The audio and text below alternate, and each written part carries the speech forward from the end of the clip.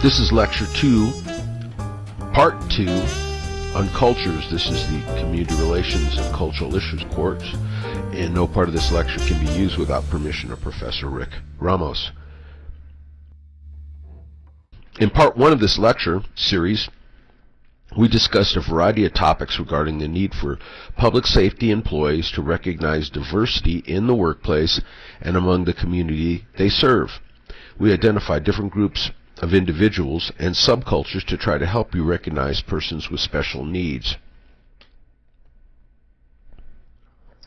In reviewing the literature, it's found that we have to observe certain rules and understand the customs of subcultures in our community to serve them well.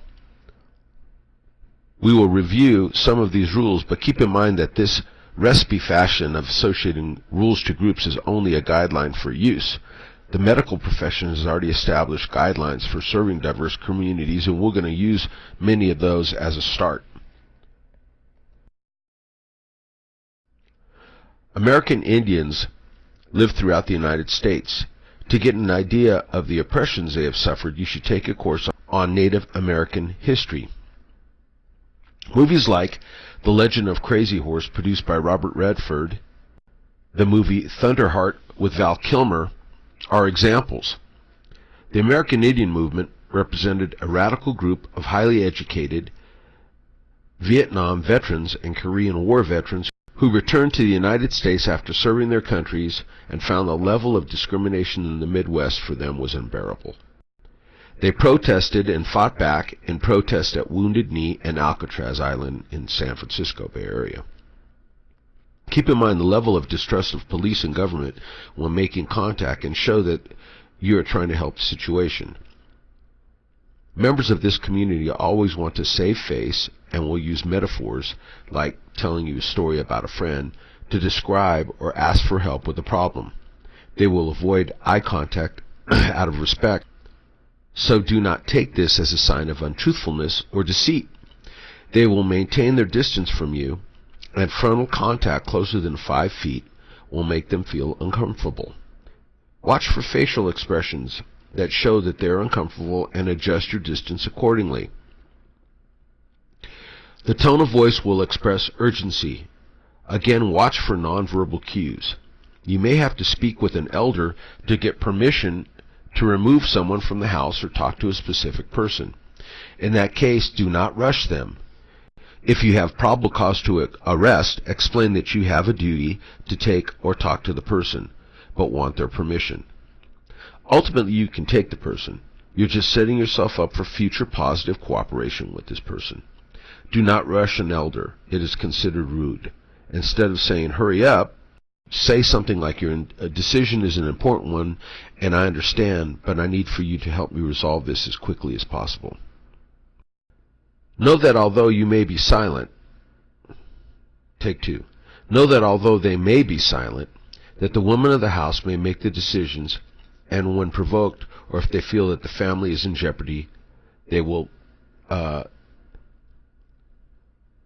or if they feel that the family is in jeopardy, that men will be protective. Arab Americans maintain close personal space between genders, and a light touch may be used to establish a connection with you. Do not be threatened. It should be no more than a touch of the forearm or shoulder, or maybe even holding your hand. It's to ensure that you're listening to that person. Arab Americans will be respectful to the police. Approach with a light handshake if possible. They will expect and give direct eye contact and will use a loud tone of voice to express the importance of the communications. In times of conflict, you will find them stepping between combatants to stop disagreements. They practice both Muslim and Christian religions. It's important to know that women are highly protected in this society. Women and children usually live in a separate part of the house out of view of male visitors. Males socialize in a room to themselves. It would be highly insulting to touch a female, to be alone with a female, if you were a male officer. It would be recommended in an arrest situation to have a female officer present and actually have her do the cuffing and transport. African Americans.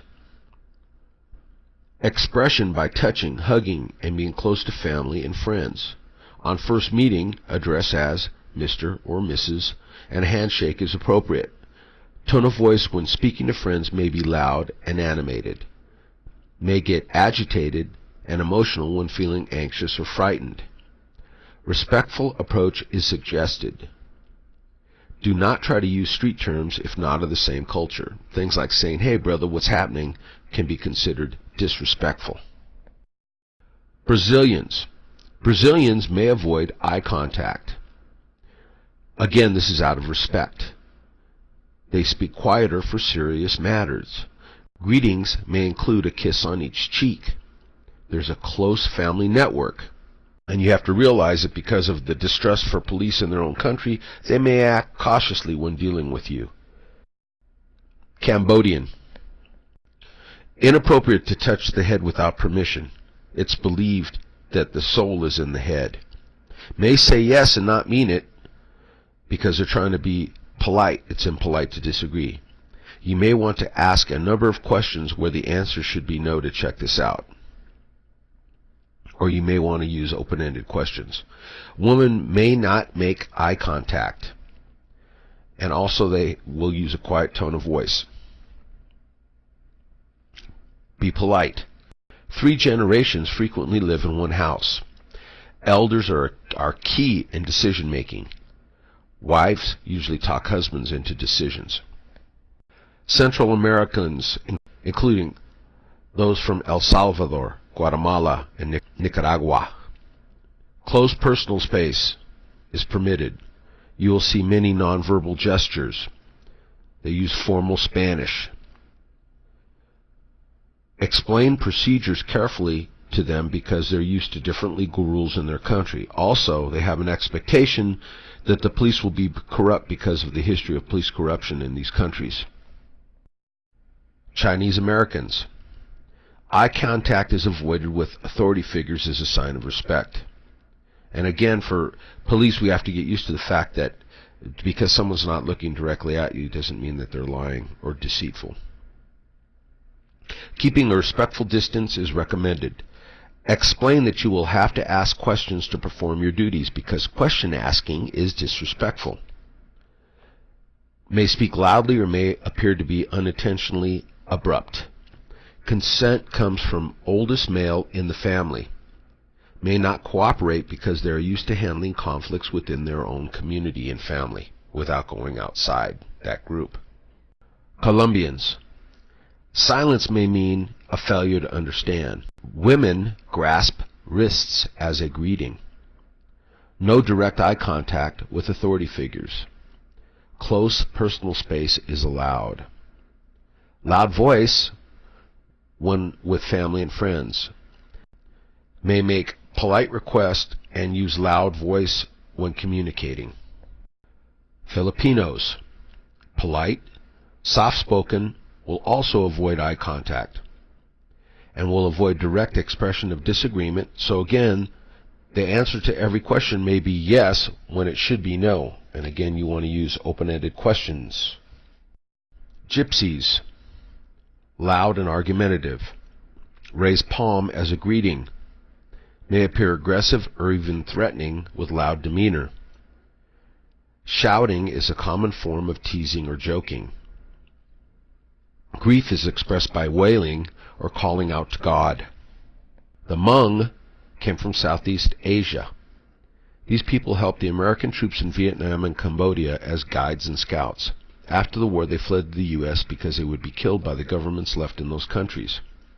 Hmong consider prolonged eye contact rude. Touching is not acceptable. Yes can mean yes, I hear you. It does not necessarily mean an affirmative response. Handshakes are acceptable. Koreans. The personal space or bubble in front of them is large. Touching considered disrespectful. Will avoid eye contact until they trust you. Considered rude to direct sole of foot or shoe toward another person. Mexican Americans. Eye contact avoided with authority figures. Usually a large extended family, parents, kids, grandparents, aunts, and uncles. They're used to corrupt police in Mexico, so they may show fear. Machismo factor. Males may resent being touched by female officers. Arrest or question males out of sight of the family. That's a good tactic to use to save face. Family will discuss serious decisions. Avoid loud tone of voice and be polite. May offer you food and refuse is an insult. Take the food or drink. Whatever you eat or drink is unimportant. It's the acceptance of the food that's important. Russian Americans. Greeting involves touching.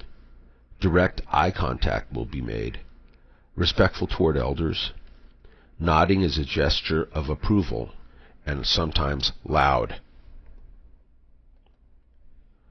Samoan Americans. Polite and respect for authority figures, usually in the form of silence. Front personal space is important to them, so use the technique that was taught. Eye contact generally avoided. Loud and disruptive talking is considered rude. South Asian East Indian. Touching not common. Direct eye contact is considered rude. Silence usually means approval. Greetings are oral and with gestures. Speak softly and with respect. Sikhs are a culture from India that have settled around Yuba City and El Sobrante, California. Sikh baptized men will wear a uniform which consists of clothing, a turban, a steel circle on the wrist, a wooden comb, and a sword or dagger. The dagger is usually concealed under the clothing and is to protect the weak. Not all Sikhs are baptized.